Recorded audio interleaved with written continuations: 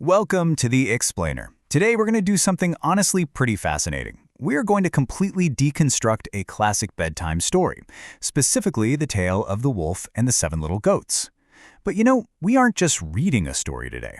Instead, we're going to break down its underlying mechanics to see what makes it tick. We're going to uncover the precise anatomy of deception, the actual structure of narrative tension, and look at how these age-old tales were quite literally designed as survival manuals for navigating trust and danger. Just look at this progression. We start out with a perfectly normal morning in a lush green meadow, complete with the smell of wildflowers in the air. But within moments, a simple knock at the door completely shatters that peace, and it escalates the situation into a high-stakes thriller. It's a total masterclass in pacing. It quickly introduces disguise, imminent danger, and ultimately a boiling pot. So how does it get there so fast? Let's break down the architecture of this setup. Section 1. The setup and the warning. Okay, let's dive into this. Every good thriller needs an established baseline of normal life to create contrast, right? And this narrative arc begins by establishing the really loving, everyday dynamic of the mother goat and her 7 kids. But here's where it gets interesting. What we see here is the establishment of strict security parameters. The mother goat has to go to the market for bread and honey, but before leaving, she gives her kids 2 very specific biometric identifiers to verify it's really her at the door. A soft voice like a song and feet as white as snow. Notice the stark contrast perfectly juxtaposed here. You've got the mother's safe traits stacked up against the lurking danger of the wolf, who naturally possesses a rough, deep voice and dark black paws. The rules of the game are clearly defined for both the audience and the children. Section 2. The Art of Deception. Now that the security parameters are set, we get to see the astonishing lengths a predator will go to systematically bypass those exact protocols. The wolf realizes his natural traits won't get him through the door, so what does he do? He initiates a highly tactical infiltration plan. You really have to appreciate the sheer wry absurdity of these steps. Step 1. A vicious wolf actually goes to a zebra to buy a pot of sweet honey, just to clear his throat and soften his voice. When his black paws give him away, he moves right to step 2, coercing a rabbit into handing over the finest white rice flour to powder his feet. It's wonderfully absurd, but it brilliantly outlines the real-world mechanics of social engineering in disguise. And this brilliantly illustrates how the tension is deliberately ratcheted up across a timeline. The story doesn't just let the wolf succeed immediately. Attempt 1 is a straightforward failure. The kids recognize the rough voice and reject him outright. So he adapts. Attempt 2, the voice is soft, but the visual check fails. His paws are black. Rejected again. But by attempt 3, he has successfully manipulated both the audio and visual identifiers. He has a soft voice and snow-white paws. The security system is breached. This literally maps out a strategic, step-by-step breakdown of the cottage's escalating vulnerability.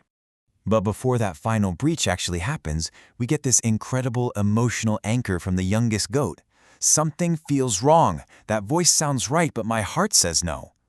This is such an important detail to highlight. It acknowledges that our intuition, our gut feeling, often signals danger, even when the physical evidence, like those cleverly disguised white feet, seems to check out perfectly on paper. It's the ultimate warning sign that things aren't always what they appear to be. Section 3. The Tragic Mistake. Here is where that crucial moment of intuition is tragically ignored. The older children's innocence and eagerness completely override the youngest goat's warning, and the door is thrown wide open.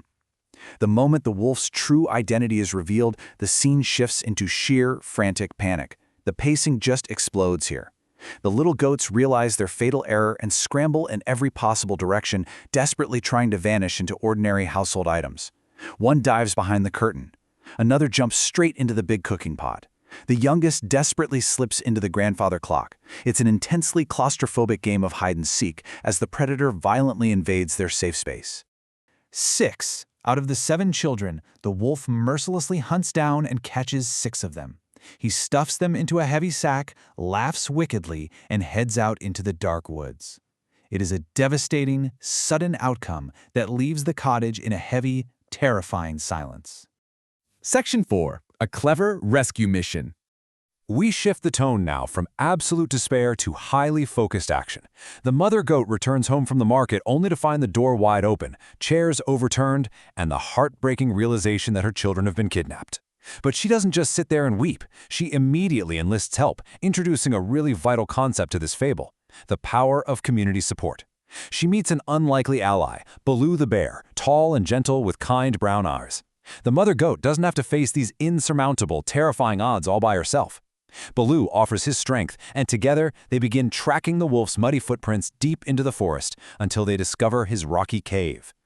Now, what's really interesting about this moment is how it highlights the fatal flaw of the antagonist: hubris. The wolf is so confident in his victory that he engages in this arrogant little monologue. He's humming, wagging his tail, getting the boiling water ready for goat soup. And then he decides to leave his heavily guarded prize completely unattended to go take a relaxing pre-meal bath in the stream. This sheer carelessness is exactly the opening our heroes need. And the mother goat capitalizes on this immediately with a highly coordinated tactical rescue plan. Just check out the mechanics here. First, they wait for the wolf to leave the cave for his bath. Second, they sneak inside and the mother unties the 6 terrified, sobbing goats, ensuring they are safe. But they don't just run away. Step 3 is the absolute masterstroke. They tie Baloo the bear tightly inside that same empty sack. They turn a desperate rescue mission into a perfectly laid, devastating trap for the unsuspecting predator. Section 5. Teamwork outsmarts the enemy. Let's see how this builds. The trap is set, the children are hidden, and the wet, hungry wolf returns to the cave, fully expecting to claim his tender prize. And the climax is incredibly satisfying. The wolf reaches for the sack, completely unaware. Suddenly, the sack bursts open, and instead of a helpless little goat, out pops a massive bear. Baloo confronts him, declaring, "This is the end of your evil plan." The wolf's eyes literally bulge in absolute terror. He screams, stumbles backward in a blind panic, and falls straight into his own fiercely boiling pot of water, eventually fleeing the cave, yelping and smoking, never to return. So, the crucial point is the core lesson here. Bravery and teamwork can outsmart the cleverest enemy, and love makes the smallest heart the strongest. You see, these classic fables aren't just silly stories about talking animals. They are foundational tools. They were designed to teach children about boundary setting, the anatomy of deception, the absolute importance of trusting your intuition, and ultimately the immense protective power of community. Which brings us to our final thought for this explainer. If a clever disguise can bypass our strongest locks, just like the wolf's white flower and softened voice completely bypass the mother's strict rules, how are we building our own communities to rescue us when deception inevitably wins? It's definitely something to think about as you navigate the real-world applications of these childhood lessons.